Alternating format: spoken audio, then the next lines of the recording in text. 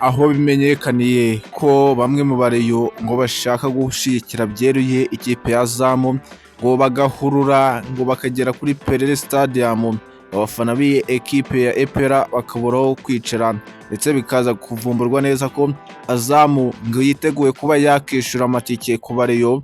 Nanone ngo hafashe imyanzuro ikomeye cyane ikomeje gutigisa byeruye Ferwafa muri rusange, nyuma y'itike igiye hanze ihagarariye andi matike 900 byose turaje tubirambure tubisesengure mu mbaraga zikomeye cyane ngo Epera yakani ku rwego rwa nyuma nta nikosa na rimwe yakora kuri uyu mukino. Ibyo byose bikubiye hamwe mu makuru y'imikino tugiye kukugezaho muri aka kanya. Tuguhaye ikaze aho uri hose, weho mufana mukunzi wakadasohoka w'ikipe Epera ndetse n'Ubwino TV7, duhe subscribe nimba ari ubwa mbere, ukane no kunzogera ngo tujye tubana mu nkuru zigezweho umunsi ku munsi zigendanye n'imikino, cyane cyane nyamukanagira mu kibuga kikota imitutu. Tuzaba tukugezaho amakuru meza cyane kandi yizewe. Apere yashize hanze itike y'900 ku mukino wo kwishyura wa CAF Champions League izakiramo ikipe ya Azam FC kuwa gatandatu. N'umukino wo kwishyura w'ijonjora rya mbere rya CAF Champions League, Aperi izacakirana n'ikipe ya Azam kuri stade Amakuru, akaba ariko bipanzwe neza cyane kuwa gatandatu tariki ya 24 Kamena 2024. Iyi ekipe y'ingabo z'igihugu yatsinzwe mu mukino ubanza igitego 1-0, yamaze no gushira hanze ibiciro byo kwinjira kuri uyu mukino.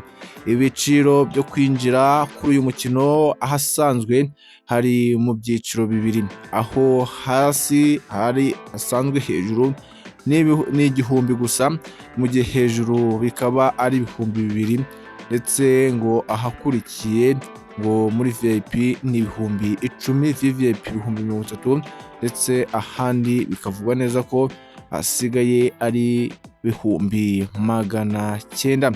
Ku myanya 12 gusa urumva ko hazicaramo abayobozi, ariko nanone bigatangazwa neza ko ngo abafana b'i ekipe ugomba kwitabira uyu mukino mu rwego rwo gushigikira ikipe ya Epera mu gukomeza guhatanira kuba bashaka itike yo kujya muri Champions League.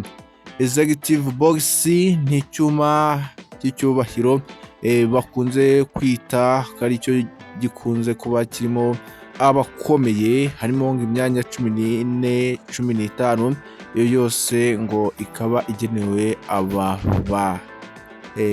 nyacyubahiro. Bivugwa neza ko ari yo izagitangwaho ako kayabo kose k'amafaranga, ariko nanone ku rundi ruhande bikavugwa neza ko APR mu rwego rwo guhana byeruye iyi ekipe ya Azam arimo guteganyirizwa ngo badashaka akavuyo k'abareyo hari i Kigali. Amatike umugomba kuyagura hakiri kare kabareyo, kuko ngo bari guteganya n'ubundi kubagurira amatike nyuma yo guhabwa imipira n'ikipe ya Azam Sporting Club yo mu gihugu cya Tanzania.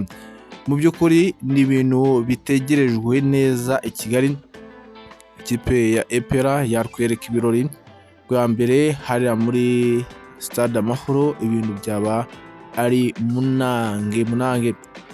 Nanone kandi ku rundi ruhande imyitozo nibwo yakomezaga ku ruhande rw'ikipe Epera, imyitozo irimo gukorwa umunsi ku munsi, ndetse ibigendanye na physical fitness coach arimo kugenda abikurikirana akantu ku kandi, ariko nanone akagenda arebamo abandi bakinnyi b'ingenzi bagomba kuba babanzamo muri 11, nabo bose bakagenda banurwanurwa. Birumvikana ibyo byose muri 11 bagomba kuba bavanamo abanyamahanga beza cyane bakomeje kugaragaza urwego rw'imikinire ruri hejuru.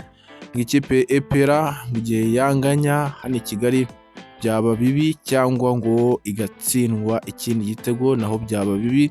Birumva ko ari ihurizo rikomeye. Ibaze ngo Azam itaye ikuyemo byaba bibi cyane kurusha, noneho byazagorana.